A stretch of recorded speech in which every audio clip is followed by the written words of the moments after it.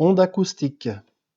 Petit rappel sur le programme de lycée, on définit le niveau sonore LW comme étant 10 log de I sur I0, I étant l'intensité sonore en watts par mètre carré. Et l'intensité sonore de référence, c'est 10-12 watts par mètre carré. Alors l'approximation acoustique consiste à considérer un écoulement parfait avec un champ de pression et de masse volumique uniforme et un champ de vitesse de l'air nul. Et on va simplement considérer les variations P1 qui varie autour de P0, beaucoup plus grande que P1, ρ1 qui varie autour de ρ0, beaucoup plus grande que ρ0, et V1 qui est non nul, mais qui est un infiniment petit du premier ordre. Euler, l'équation d'Euler nous dit que la masse volumique multipliée par la dérivée particulière de la vitesse est égale au moins gradient de la pression, c'est-à-dire mu0 dV sur dt en annulant les autres termes sont d'ordre 2 ici, est égal à moins grade de P1, ce qui constitue la première équation. La conservation de la masse nous dit que mu0 divergence de V1 plus la dérivée temporelle de la masse volumique est égale à 0. Et enfin, la thermodynamique nous dit que le coefficient de compressibilité isentropique xi s est égal à 1 sur mu dmu sur dp pour S donné, c'est-à-dire mu1 égale mu0 xi s P1, xi s s'exprimant en Pascal moins 1. Donc c'est une variation relative de la masse volumique par Pascal. On élimine mu on élimine mu et on écrit que donc la divergence de V1, si je prends ici mu1, je remplace mu1 dans cette équation là, donc la dérivée par rapport au, ça va faire que la divergence de V1 est égale à mu0 xi s dp1 sur dt. Puis je signe moins puisque ça s'est passé de l'autre côté et on a simplifié par mu0, ce qui nous donne l'équation 3. Pour obtenir l'équation de propagation, eh bien, il suffit de combiner l'équation 1, l'équation 2 et l'équation 3. Enfin, on a déjà combiné la 2 et la 1 et la 3 puisqu'on a déjà combiné deux équations. Donc, si on prend le Laplacien, si on prend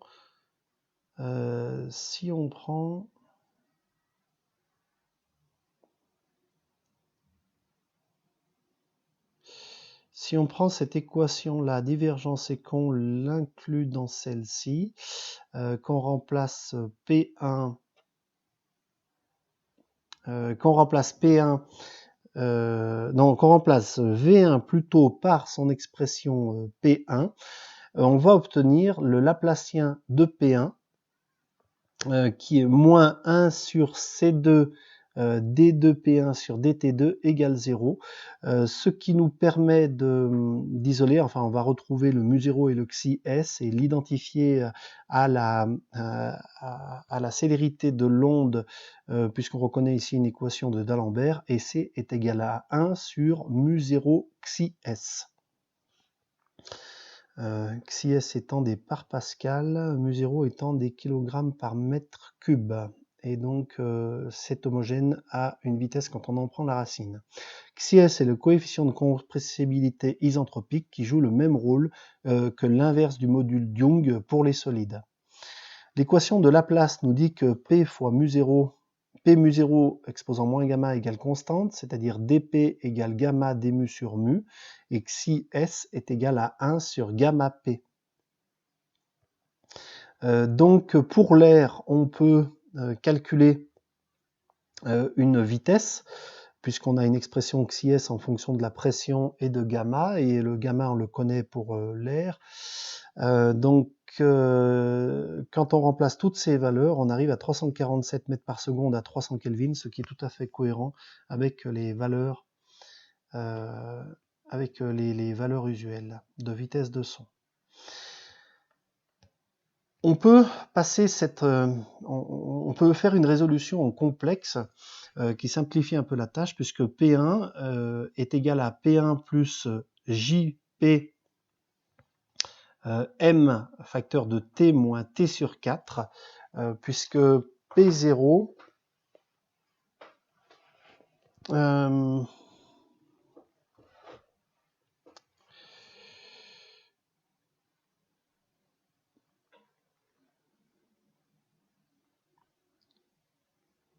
oui, parce que la pression en 1 est égale à un temps t. Là, c'est plutôt à t plus dt. Là, il y a une erreur dans cette formule.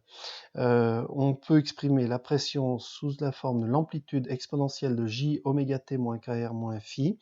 Et donc, quand on utilise la dérivée temporelle, ça revient en fait à multiplier par j oméga, alors que l'opérateur nabla, la dérivée spatiale, c'est une simple multiplication par moins jk.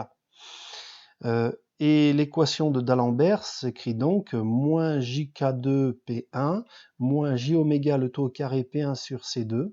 Et on arrive à l'équation k2 moins oméga 2 sur c2 P1 égale 0, ce qui nous donne la relation de dispersion K égale oméga sur C.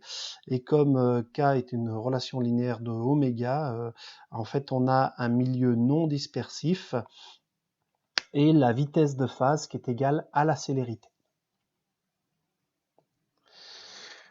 L'équation d'Euler peut se traduire en acoustique par donc mu0 dv1 sur dt égale moins grade de p, ça va faire j oméga mu0 v1 égale jk p1 porté sur le vecteur x. Dans le cas d'une onde longitudinale, v1 est égal à p1 sur mu0 c. Ça c'est l'équation... c'est l'équation, alors la relation, oui en fait c'est ce qu'on obtient à partir de ça, donc V1, une fois qu'on simplifie tout ça, on obtient une relation entre V1 et P1. On peut définir donc en faisant une analogie avec l'électrocinétique, puisqu'une vitesse semble être proportionnelle à une pression, ça nous rappelle une intensité qui est proportionnelle à une tension. Et donc on va définir une impédance acoustique, ZA, qui va être égale à mu0c, c'est-à-dire racine de mu0 sur xi s, et on va pouvoir dire que V1 égale à P1 sur ZA. Donc V1, ça va être la vitesse des molécules, la vitesse des molécules due à l'onde de surpression qui est proportionnelle à l'onde de surpression, sachant que cette surpression est un infiniment petit du premier ordre. Donc le champ de vitesse et le champ de surpression vibrent en phase. Ils vibrent en phase, donc on a un maximum de vitesse quand on a le maximum de surpression. L'impédance acoustique de l'air, c'est 500 pascal par mètre par seconde. Et pour l'eau, c'est 1,4 mégapascal par mètre par seconde. Autrement dit, il faut... donc la vitesse va être inversement proportionnelle à l'impédance, c'est-à-dire que pour une même pression, on va avoir une vitesse beaucoup plus grande. On va avoir Z, pour une même pression, on va avoir une vitesse beaucoup plus faible dans l'eau que dans l'air. Et ça, c'est bizarre.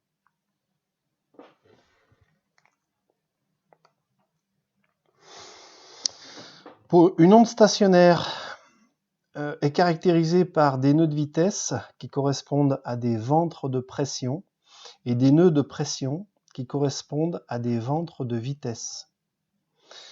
Le bilan énergétique d'une onde d'une onde acoustique peut se faire en définissant l'équivalent d'un vecteur de Poynting. C'est un vecteur courant de puissance en watts par mètre carré.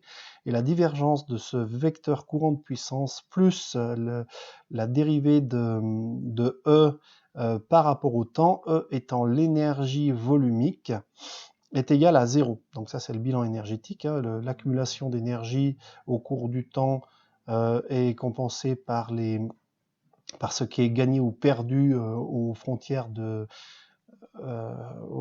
petit élément de volume. Donc l'énergie volumique, c'est dE sur d taux, c'est 1 demi de mu0v1 carré plus 1 demi de xis p1 carré. Et on peut voir ici une analogie avec un terme d'énergie potentielle ou d'élasticité, d'énergie potentielle élastique, et ici un terme d'énergie cinétique.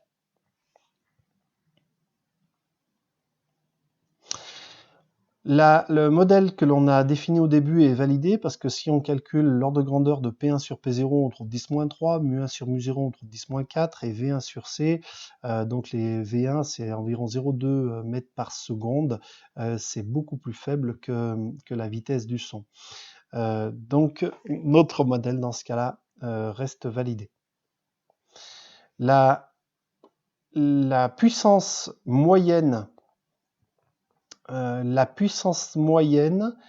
c'est 2pi a carré m sur mu0c.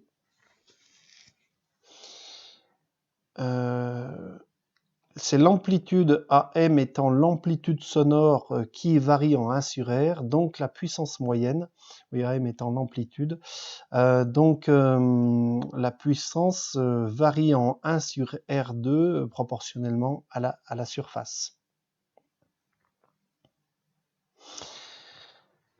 Si maintenant on a des courants, enfin on a une interface qui va faire une réflexion ou une transmission, sur cette interface, en fait, on va avoir continuité de la pression et de la vitesse, ce qui se traduit par un coefficient de réflexion par rapport à la vitesse qui est égal à moins R.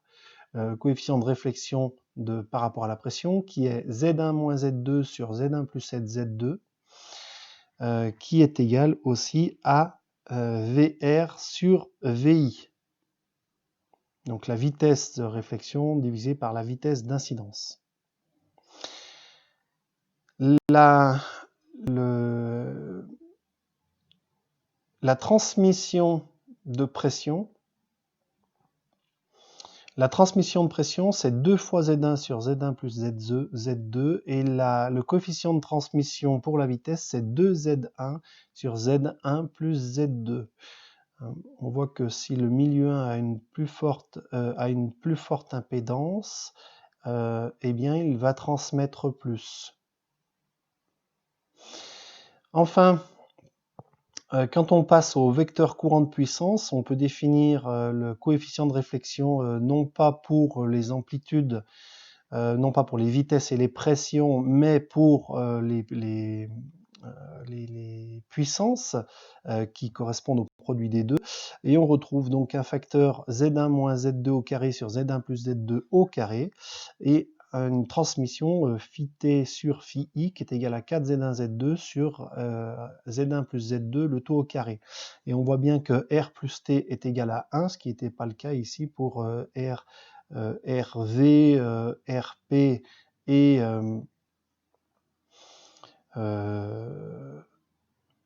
par exemple, RV plus TV n'avait pas une somme égale à 1, puisqu'il n'y avait pas de conservation de la vitesse ni de conservation de la pression. Par contre, il y a conservation de l'énergie.